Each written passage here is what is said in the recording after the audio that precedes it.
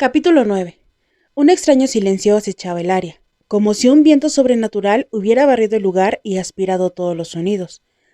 Newt había leído el mensaje en voz alta para aquellos que no podían ver el papel, pero en vez de provocar el caos, había dejado a los habitantes con la boca abierta. Thomas había esperado gritos, preguntas, discusiones, pero nadie dijo una sola palabra. Todas las miradas estaban fijas en la chica, que ahora estaba acostada allí, como dormida, con el pecho subiendo y bajando al compás de una suave respiración. Al contrario de lo que habían pensado en un principio, estaba bien viva. Thomas esperaba una explicación de Newt, como si fuera la voz de la razón o una presencia tranquilizadora, pero lo único que hizo fue quedarse quieto, estrujando la nota y apretando el puño, con las venas a punto de estallar. Thomas se sintió desfallecer. No sabía por qué, pero la situación lo inquietaba mucho. Albie se llevó las manos a la boca y gritó «¡Dogs!». Segundos después, Thomas recibió un brusco empujón. Dos chicos mayores se abrían paso por la multitud. Uno era alto, de pelo bien corto, con una nariz que parecía un limón. El otro era bajo y, sorprendentemente, tenía algunas canas a los costados de la cabeza. Esperaba que pudieran aclarar lo que estaba ocurriendo. «¿Y qué hacemos con ella?», preguntó el más alto, con una voz mucho más aguda de lo que él hubiera esperado. «¿Cómo puedo saberlo, Larchos?», dijo Albie. «Ustedes son los Dogs, resuélvanlo». «¿Dogs?», repitió Thomas en su cabeza, y se le hizo la luz. Debe ser lo más cercano a un médico que tienen aquí. El más bajo ya estaba en el suelo, arrodillado al lado de la chica, tomándole el pulso y escuchando los latidos de su corazón. «¿Quién dijo que Clint tenía que ser el primero?». Se escuchó un grito desde la multitud, seguido de varias carcajadas. «¡Yo soy el siguiente!». «¿Cómo pueden reírse?», pensó. «Está medio muerta». Sintió náuseas.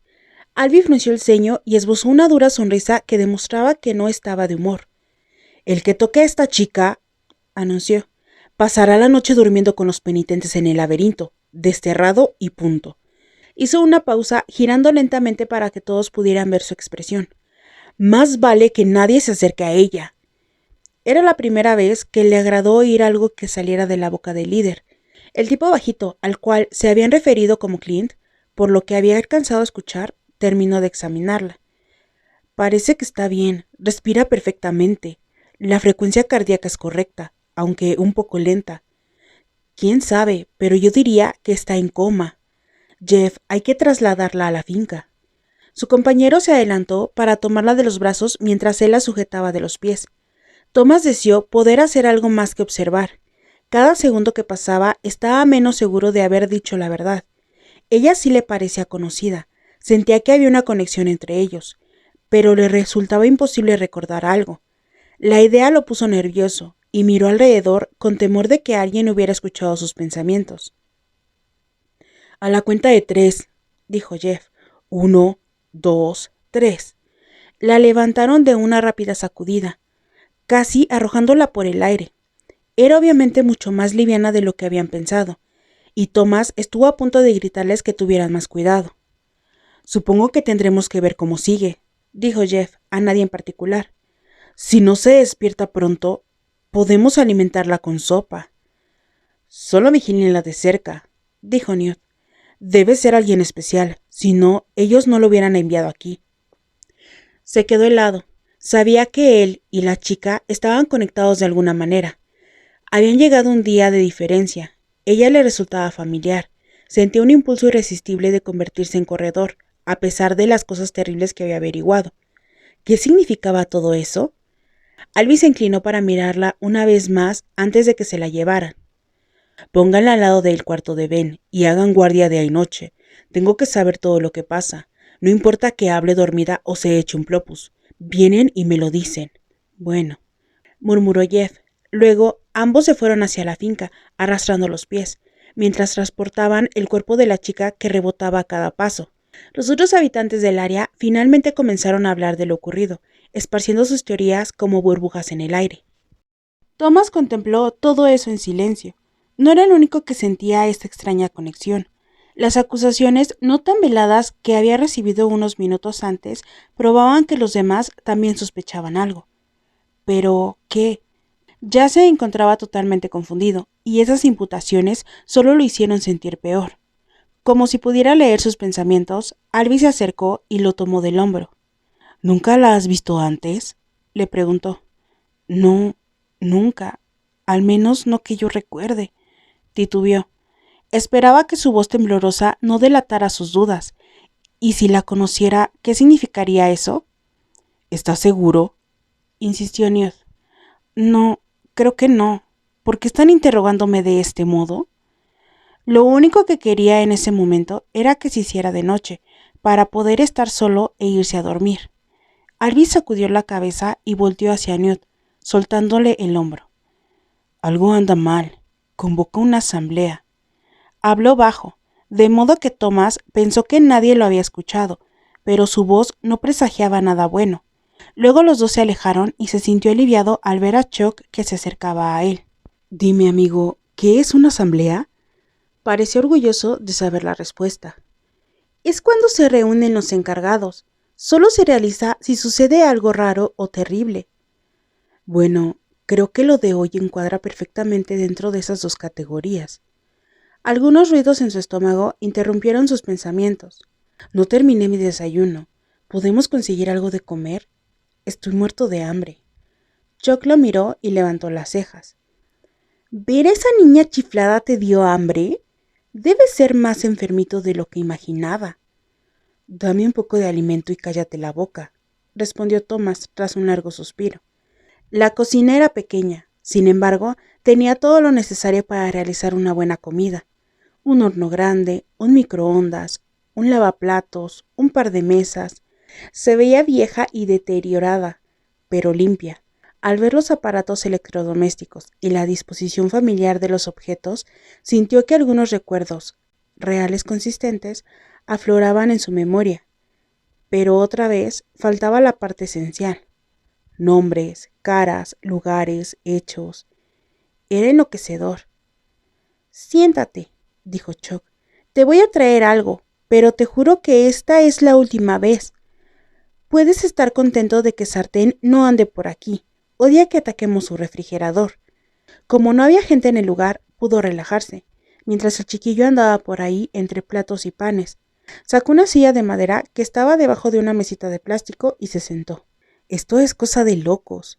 ¿Cómo es posible? ¿Quién nos mandó acá? Tiene que ser alguien diabólico. Chuck se detuvo. Deja de quejarte, acéptalo y no pienses más en eso. Sí, perfecto, dijo, mirando por la ventana. Ese era un buen momento para hacer una de las millones de preguntas que daban vueltas por su cabeza. Entonces, ¿de dónde viene la electricidad? ¿A quién importa? Yo la uso y ya. Pero qué sorpresa, pensó. Nunca una respuesta. Trajo a la mesa 2 platos con sándwiches y zanahorias. El pan era grueso y blanco, las zanahorias de un anaranjado brillante. El estómago de Thomas rugió de desesperación. Se abalanzó sobre sus sándwiches y comenzó a devorarlos. ¡Ay, güey! Masculló con la boca llena. Al menos la comida es buena. Pudo terminar de comer sin que su amigo dijera una sola palabra, y tuvo suerte de que el chico no tuviera ganas de hablar, porque, a pesar de lo raro que había sido todo lo ocurrido dentro del alcance de su memoria, él se sentía tranquilo nuevamente. Con el estómago lleno, la energía recobrada y la mente agradecida por esos breves momentos de paz. Decidió que de ahí en adelante dejaría de quejarse y enfrentaría los hechos. Después del último bocado, se recostó en la silla. Bueno, dijo, limpiándose la boca con una servilleta. ¿Qué tengo que hacer para convertirme en corredor? Otra vez con eso. Chuck dejó de jugar con las migas del plato mientras soltaba un eructo largo y sonoro que lo sobresaltó. Albi dijo que empezaría pronto mis pruebas con los diferentes encargados. Entonces, ¿cuándo me toca con los corredores? Insistió, esperando pacientemente recibir algún tipo de información real. El gordito puso los ojos en blanco, con un gesto exagerado, para dejar bien claro lo estúpido que le parecía la idea. Deberían estar de vuelta en unas pocas horas. ¿Por qué no les preguntas a ellos? Ignoró el sarcasmo y prosiguió. ¿Qué hacen todas las noches cuando regresan? ¿Qué pasa con ese edificio de concreto? Mapas. Se reúnen en cuanto vuelven, antes de olvidarse de algo. ¿Mapas? Pensó, confundido. Pero si tratan de hacer un mapa, ¿por qué no llevan papel para escribir mientras están allí afuera? Mapas. Hacía tiempo que no se sentía tan intrigado. Eso podía implicar una solución potencial para la situación en que se hallaban. Por supuesto que lo hacen, pero siempre quedan cosas que tienen que discutir y analizar y todo es agarlopa. Además, el chico volvió a hacer ese gesto de suficiencia con los ojos. Ellos se pasan la mayor parte del tiempo corriendo y no escribiendo. Por eso se les llaman corredores. Thomas pensó en los corredores y en los mapas. ¿Acaso el laberinto podía ser realmente tan inmenso como para que aún después de 2 años no hubieran encontrado una salida? Parecía imposible, pero luego recordó lo que Alvy había dicho acerca de las paredes que se movían. ¿Y si estuvieran condenados a vivir allí hasta la muerte? Condenados. La palabra le provocó una corriente de pánico y la chispa de esperanza que había traído la comida se apagó con un prolongado silbido. Chuck, ¿y si todos somos criminales? Quiero decir, ¿y si somos asesinos o algo así? ¿Qué? Exclamó, mirándolo como si fuera un demente. ¿Y de dónde vino ese pensamiento tan alegre? Reflexiona por un momento. Nuestras memorias fueron borradas. Vivimos en un lugar que parece no tener salida, rodeados por guardias, monstruos sedientos de sangre. ¿No te suena a una prisión? Mientras lo decía en voz alta, le parecía cada vez más posible. Se le revolvieron las tripas. Debo tener 12 años, dijo Chuck. 13 como mucho. ¿Realmente crees que pude haber hecho algo que me mande a la cárcel de por vida? No me importa lo que hiciste o dejaste de hacer. De cualquier modo, has sido enviado a prisión. ¿O acaso esto te parecen vacaciones? Diablos, pensó. Ojalá esté equivocado. No sé. Es mejor que... comenzó a decir Chuck. Sí, ya sé. Que vivir en una pila de plopus, agregó, mientras se levantaba y empujaba la silla debajo de la mesa. El chico le caía bien, pero tratar de mantener una conversación inteligente con él era imposible, por no mencionar también frustrante y molesto. Ve a hacerte otro sándwich. Voy a explorar. Nos vemos en la noche. Salió al patio sin darle tiempo a que se ofreciera a acompañarlo. El área había vuelto a su rutina usual, cada uno en su trabajo. Las puertas de la caja estaban cerradas y el sol brillaba. Cualquier señal de una chica loca trayendo avisos sobre el fin del mundo había desaparecido. Como la visita guiada había sido interrumpida, decidió ir a dar un paseo por el área y así poder conocer mejor el lugar y acostumbrarse a él. Se dirigió a la esquina noreste, hacia las hileras altas de maíz, que parecían listas para ser cosechadas. También había jitomates, lechugas, chícharos y mucho más que no alcanzó a reconocer. Respiró profundamente, disfrutando del olor fresco de la tierra y de las plantas. Estaba seguro de que el aire le traería algún tipo de recuerdo placentero, pero no fue así.